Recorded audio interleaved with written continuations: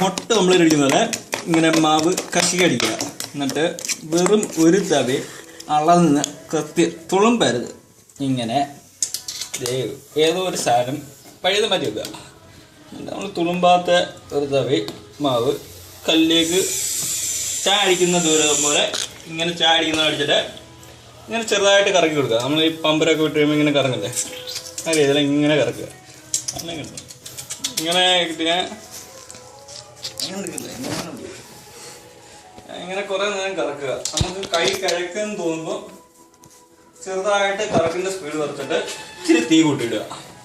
അപ്പം നടുക്കൊന്നും ഇങ്ങനെ ഏകദേശം പൊളിഞ്ഞു പോകുന്ന രീതിയാവും. അപ്പോൾ നമ്മൾ ഈ ചട്ടം ഇങ്ങനെ കയ്യിലെടുത്തിട്ട് ഇങ്ങനെ രാകുക. മൂർച്ച പോകാൻ ഇങ്ങനെ രാഗിയിട്ട് നോക്കുക.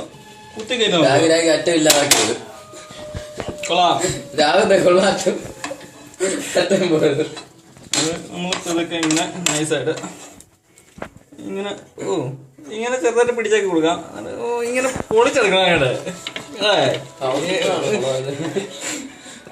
തിരിച്ച ഒറ്റയടിയില്. എന്നിട്ട് ഈ നമ്മള് ഒരു സർജറി ചെയ്യുന്ന ലാഘവത്തോട് വേണം ഇത് ചെയ്യാൻ വേണ്ടി നമ്മളിങ്ങനെ ചെറുതായിട്ട് ജോയിന്റ് ഒക്കെ ഇങ്ങനെ സ്റ്റിച്ച് ചെയ്ത് കൊടുക്കുക. നൂലില്ല, നമുക്ക് ചെറുതായിട്ട് വേണമെങ്കിൽ മാവ് വെച്ച് അഡ്ജസ്റ്റ് ചെയ്യാം. പക്ഷെ അതൊന്നും കുഴപ്പമില്ല. നമുക്കിങ്ങനെ ഇനി നെക്സ്റ്റ് ഇത് ഏകദേശം തിന്നാൻ പാരുവായെന്ന് തോന്നുമ്പോൾ ചുമ്മാ ഒന്ന് തിരിച്ചിട്ട് അതിൻ്റെ ഒരു അങ്ങനെ കണ്ടില്ലേ, ഇത്രയൊക്കെ മതി. ഇച്ചിരി ചൂടും കൂടെ കൊടുക്കുക. തയ്യാറാവാൻ പോകുന്നത് ദോശ. എങ്ങനെ ഇന്നോവേറ്റീവായ ദോശ ഉണ്ടാക്കാമെന്ന്. ഇത് നമ്മൾ ക്രിസ്മസിന് മാത്രം ഉണ്ടാക്കുന്ന ഒരു തരം ദോശയാണ്.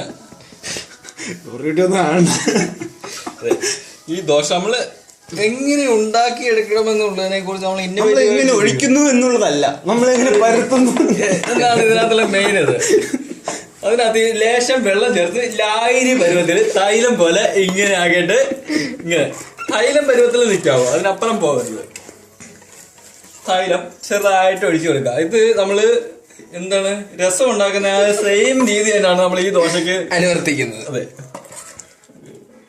ഇതിനെ സുഗോണ്ട ഡിഷ് എന്ന് പറയും. അറ്റം പോയ എന്റെ അബിലുവിന്റെ ലിങ്ക്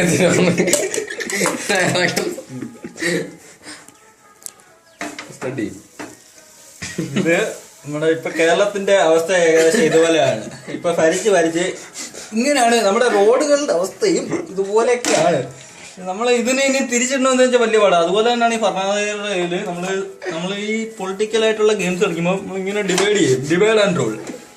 അതായത് ഇവിടെ നിങ്ങനെ ചുരണ്ടി മാറ്റിയിട്ട് വേണം ഇതിനെയൊക്കെ റൂൾ ചെയ്യാൻ. ഇങ്ങനെ പിന്നെ പല പല പാർട്ടായിട്ട് നമുക്ക് പാർട്ടീഷൻ ചെയ്ത് ഇഷ്ടമുള്ളവരെ റിയൽ എസ്റ്റേറ്റ് കളിക്കാം. അങ്ങനെ നമുക്ക് എന്ത് വേണമെങ്കിലും ചെയ്യാം. തൽക്കാലം ഇത് ആര് കഴി വെക്കുന്നുള്ളതാണ് ഇവിടുത്തെ ചോദിച്ചിട്ടുണ്ടായിരുന്നത്. ഇനി ജോർജ് ക്യാമറമാൻ അബിലുവിന് നന്ദി രേഖപ്പെടുത്തിക്കൊള്ളുന്നു. സ്മാളല്ല, ആരും തെറ്റിദ്ധരിക്കേണ്ട.